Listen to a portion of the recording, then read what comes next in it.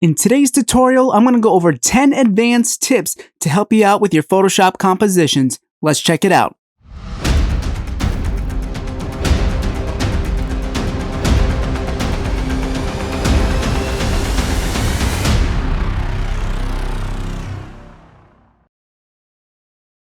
Hello and welcome everybody to Blended Graphics. My name is Jason Ortega, and today we are going to talk about 10 advanced tips to help you out with your compositions. Yesterday's video concluded our first half of our 30 days of Photoshop, so today we are starting with day number 16 in the second half of our journey. I personally want to thank each and every one of you who has stopped by and watched any of these videos. I hope you have been enjoying these so far, and if you haven't done so already, please click that subscribe button and click that bell to stay notified. I do have a lot more to share with you and I don't want you to miss out. So let's talk a little bit about today's episode. I had a similar episode to this earlier on in the series where I gave different tips and tricks for beginners for Photoshop. This one is going to focus a little bit more to the intermediate and an advanced side and those users, although anyone can still pick up and learn something from today's video. These are some things that I've learned from other artists over my time watching other videos or doing interviews, and so I want to share some of these with you today. So let's go ahead and get started.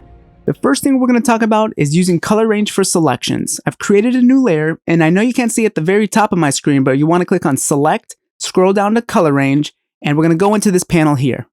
So what color range does, it gives us an eyedropper where we can select any colors in our picture, and you can see in that box here of what's getting selected. If we go to this drop-down menu, we can also target any specific colors that we might have in our compositions, or highlights, midtones, and shadows, which is what I'm going to talk about more in depth right now. And I've clicked on our highlights, and what I want to show to you is, I know I've seen a lot of videos in the past that focus on selecting individual colors within a picture that you can use and do whatever you want with that since you have your selection, but don't really cover so much about these midtones, highlights, and shadows. So I want to take it a step further, and I'm going to focus on highlights. And what my purpose of this is, I want to be able to select my highlights, change the color a little bit, brighten it up, and just make it pop just a little bit more than what it already is right now.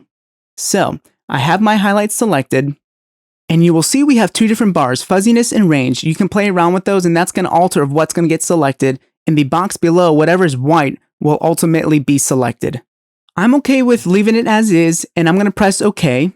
And now we have our selection loaded. We're going to go down to our foreground swatch, and we're just going to click on that and find a new color to work with. Something a little bit more green. And let's paint over all of this, try to get every little area that's selected. And then we can press Command D to deselect. And we can take this, put it into a different blend mode, and reduce the opacity a little bit. And now you can see our before and after. So it's a subtle difference and it looks great. This can be a very nice technique to use in your color grading process within your compositions, especially if you want to target those smaller subcategories like your shadows, highlights, or midtones, because a lot of that might incorporate different colors. And if you just click on those specific colors within your color range selector, you might not be able to pick everything up. So that's why using the highlights, midtones, or shadows as your selection, you can get something a bit more precise and cover a lot more ground within your image and do some damage with that. And let's move on to our next tip where we're going to use the minimum feature to reduce and get rid of white fringe.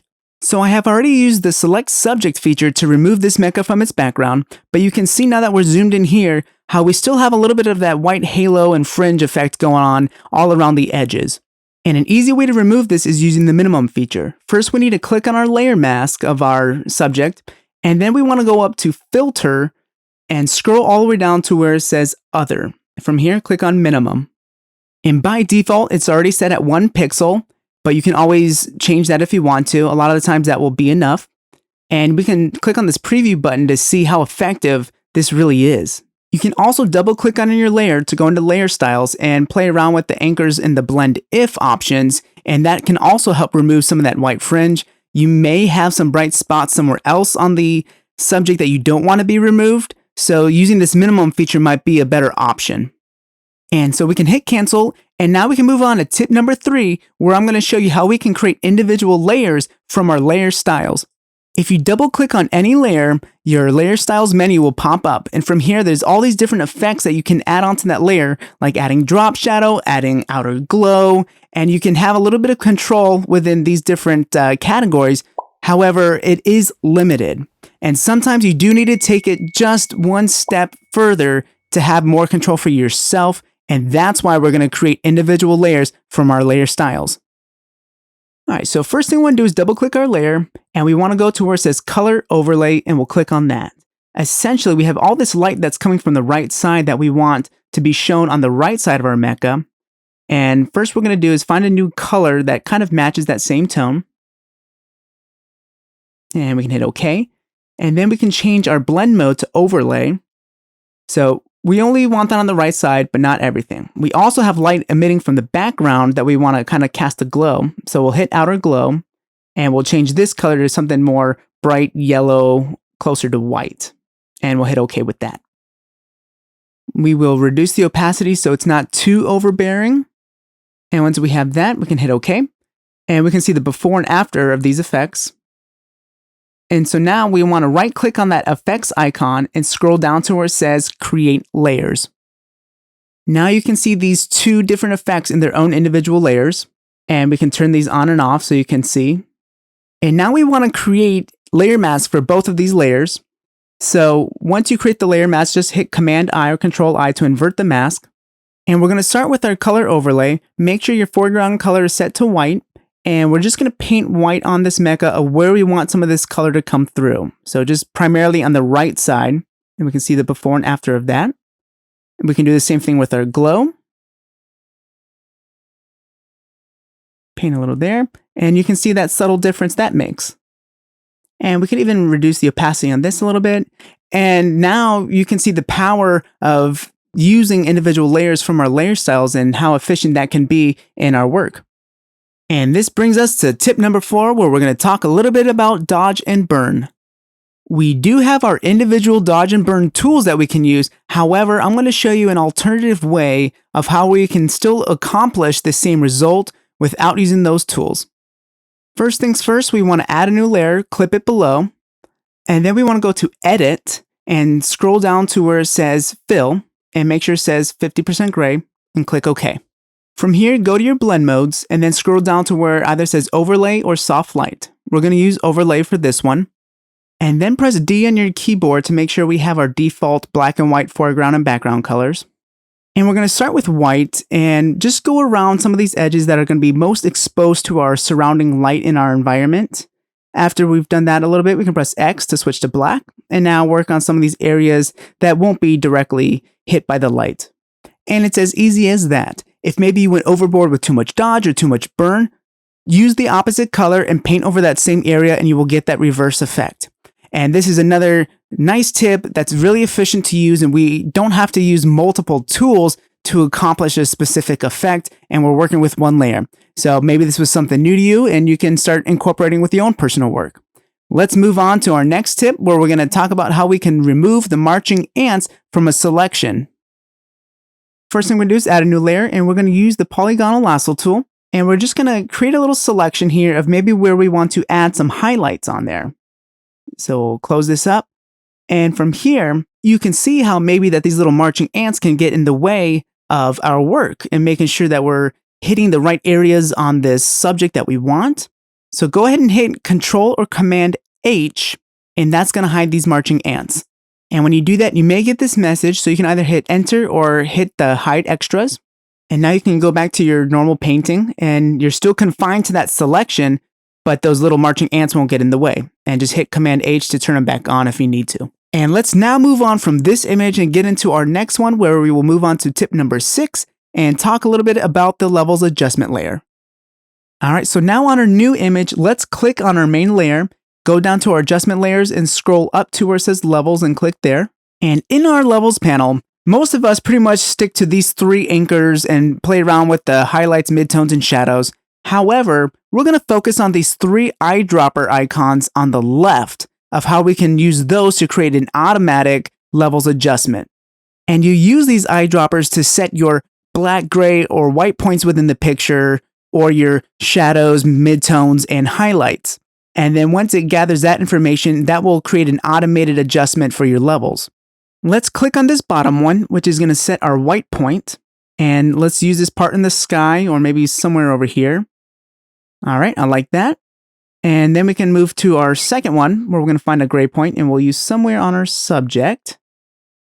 And then we can use the top one for our shadows and we'll just find a really nice dark color to use. And let's close out of this and click on the eye to see our before and turn it back on so we can see what it looks like after. And if you even want to go back into your levels panel, you can choose different points within your picture and have a different result if you're not necessarily happy with how this looks. You know, this is just another easy way to kind of get you going with a specific image if you're not sure how to start with that subject or your background. For tip number 7, we're going to talk about different tricks using the clone stamp tool. First things first, let's double click on our thumbnail and we're going to get into the original image. Then press S on your keyboard to activate the clone stamp tool. After that, hold down the Alt or Option key and click on the area that you want to sample. And for this example, we're going to use the head. And if you hold down the Alt or Option key and Shift, then press any of your left or right, up or down arrow keys, you can move the reference point from what you selected, which can be useful. And if you want to rotate your sampled point, hold down those same exact keys, but instead of pressing your arrow keys on your keyboard, you're going to press your left or right angle bracket keys, which is also your comma and period keys. And that will go ahead and rotate your sampled point. Let me go ahead and show you an example of where this might be very useful for us. I'm going to sample a new point on top of this ship, and I'm going to align it to where it starts to curve a little bit. And from here, if I were to start painting right now, we're going to lose the front half of this ship where it starts to curve. But if I hold down my Option and Shift key and my left angle bracket key, it's going to start to rotate counterclockwise. And now when I start to brush, it will still continue along that path. So this can be good if I want to remove a little spot on that front part of the ship while still be able to maintain that path. Another fun thing that we can do with the clone stamp tool is expand or shrink our sample point. So we're going to go back to the head again and rotate it to where it originally was. And if you hold down the Alt or Option key plus Shift plus your left or right bracket keys, we can now expand or shrink our sample point. And if we wanted to, we can just create a larger version of this guy up in the left-hand corner.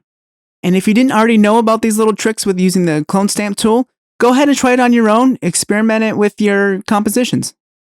We're now going to move on to tip number 8, and we're going to talk about displacement maps. With this specific image here, using a displacement map is really going to help us out create a nice and realistic reflection of this boat. And to show you what I'm talking about, we're going to make a copy of this boat by pressing Command J, then Command T to transform our bottom layer, right click, go down to flip vertical, and we're just going to drag this below our top layer. And from here, we'll accept that, and we can zoom in. And if I were to reduce the opacity on this, you can still see we have these perfect lines all throughout the area, and it doesn't look like it's being distorted by the waves at all, and just looks unrealistic. So to turn that around and to help make this more realistic, we're going to use a displacement map. So let's zoom out, click on our background layer, and we're going to use the rectangular marquee selection tool, and we're just going to create a selection of this water. Press Command J to create a copy of that, and then we can turn off these other layers. From here, we need to add a hue and saturation adjustment layer, clip it onto the water, and we're going to completely desaturate this. So we have to exaggerate these waves in the lights and shadows, so we're going to add a levels adjustment layer, and we're going to bring in that contrast. So bring in the shadows, bring in the highlights, so that way we can have more contrast, and this is going to help us out with that end result. So let's highlight those layers, Command E to merge them to one, right click, and then we're looking for where it says duplicate layers. And we'll click on that. And from here, the drop down, we'll click new. And for the title, we can just say displace and hit OK. And once we're in our new document, we just want to save it. So we're going to hit File, Save As, and then just give it whatever title and save it to wherever you want to. Make sure it's still a Photoshop document. I'm just saving mine on my desktop, and we'll click Save. Go back into our original composition, turn that off, and all the other layers back on. Okay, let's click on our original reflection layer. And then we're going to go to the top to filter, to distort, and then to displace. You will see these two boxes at top, and those are the values of how much intensity we want to distort this either horizontally or vertically. I like to stick to smaller numbers like 3 or 4. And for this specific image, we're going to use 4. And then once we have that, we can hit OK. Find your displacement map that you saved and hit Open. we'll go down to our reflection, and now you can see that difference that it makes. We no longer have those straight lines, and now you can see that the waves look like they're actually affecting our reflection, and it looks a lot more realistic than the other one for sure. To remind you of what that looks like, let's turn off our displacement effect, and see now we're back to those straight lines. We'll turn it back on, and we have those ridges again. So displacement maps work really well with reflections. They also do a great job with blending either logos or images onto textures as well that might be a little bit rough. So try experimenting that within your own work. For tip number 9, we're going to discuss how we can use the eraser tool to use the same brush tip as our brush. Let's first add a new layer on top of our background layer, and we're going to use the eyedropper tool to select one of these dark colors. Let's put this into multiply blending mode. We'll increase our brush size, and then we're just going to brush over this bottom right corner and just darken it up quite a bit. Right now for my brush settings, I'm using a soft round brush tip set at 20% opacity. However, if I press E on my keyboard to bring up my eraser tool, now my settings change to what I last left off with my eraser, which is a smaller brush tip. It's a hard brush tip, as well as set at 100% opacity. And if I were to use this right now, you can see these harsh edges in the area that I just brushed on there.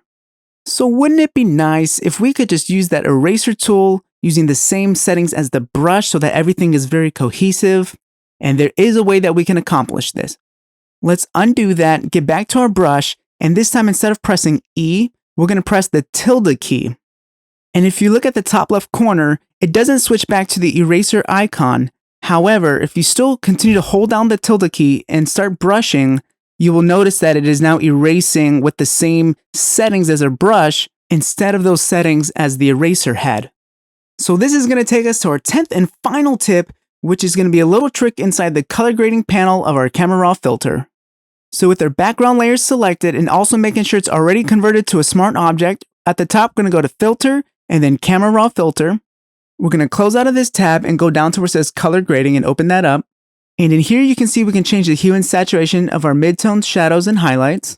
And if we drag around this cursor here, you can see how we can easily change the tone of our midtones. But let's say we find a nice color we want to work with, and I'm going to use this cyan. If I hold down the shift key, it locks me into that specific hue, and now I can easily just drag this cursor around to alter the saturation of it. Let's double click that cursor and it's going to reset it. And let's find a new color to work with. This time instead of pressing shift, we're going to hold down the command or control key.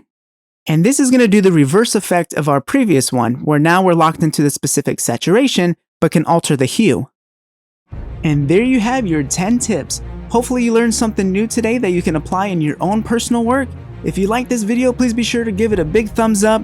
Thanks for joining me. I hope to see you again tomorrow. Take care, everyone.